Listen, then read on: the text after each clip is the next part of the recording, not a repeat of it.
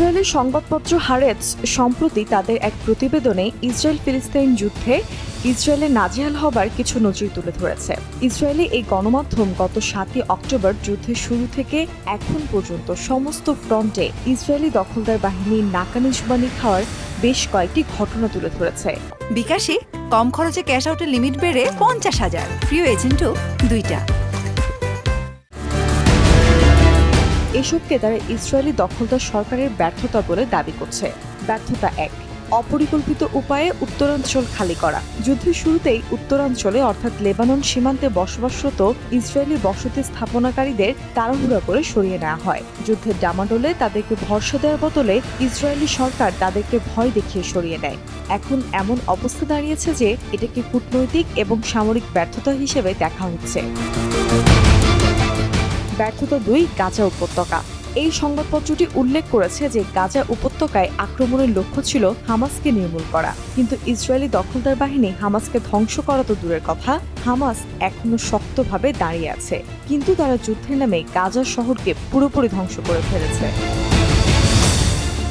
ব্যর্থতা 3, কার্যকরী যুদ্ধ কৌশলের অনুপস্থিতি। এই সংবাদপত্রের ভাষ্যমতে কার্যকরী যুদ্ধ কৌশলের অনুপস্থিতি এই যুদ্ধে ইসরায়েলের অন্যতম ব্যর্থতা। যুদ্ধের 6 মাস পরেও গাজা এখনো কোনো পরিকল্পনাই নেই। ইসরায়েলি দখলদার বাহিনী প্রায় কয়েক মাস যুদ্ধ করেছে, যাতে শত শত সৈন্য নিহত এবং হাজার হাজার সৈন্য আহত হয়েছে, কিন্তু তবুও বাস্তব ফলাফল শূন্য, কেননা হামাস এখনো সম্পূর্ণ সক্রিয়। আর নতুন করে কৌশল সাজাতে যে রাজনৈতিক সম্ভাব্যতা প্রয়োজন তা এখন আর নেই।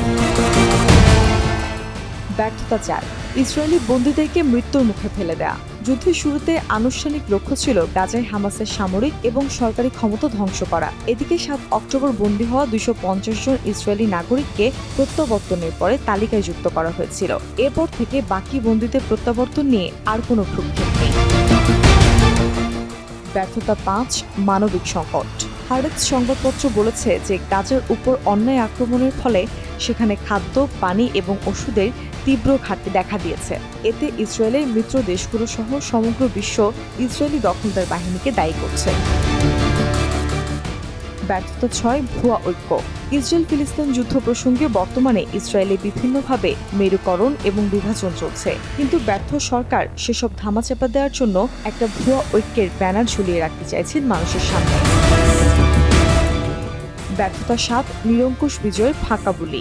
এই সংবাদপত্রটি দাবি করছে যে ইসরায়েল ফিলিস্তিন যুদ্ধে নিরঙ্কুশ বিজয় নেতানিয়াহুর ফাঁপা বুলি ছাড়া আর কিছুই না। নেতানিয়াহু মূলত নেতা হিসেবে তার ব্যর্থতা লুকোতেই নিরঙ্কুশ বিজয়ের বুলো ছুটিয়েছে। বাস্তবে তারা এখনো হামাসকে ধ্বংস করার ধারে কাছে।